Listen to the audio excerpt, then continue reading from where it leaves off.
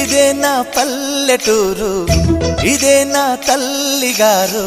మా ఊరి పాడి పంట రాములోరి దీవెనంట. తల్లి గోదావరి నీళ్ళు కడిగే సీతమ్మ పాదాలు. ఊరంతా హాయ్ హాయ్ హాయ్, మనసంతా హాయ్ హాయ్ హాయ్. ఇదే నా పల్లెటూరు, ఇదే నా తల్లిగారు. మా ఊరి పాడి పంట రాములోరి దీవెనంట.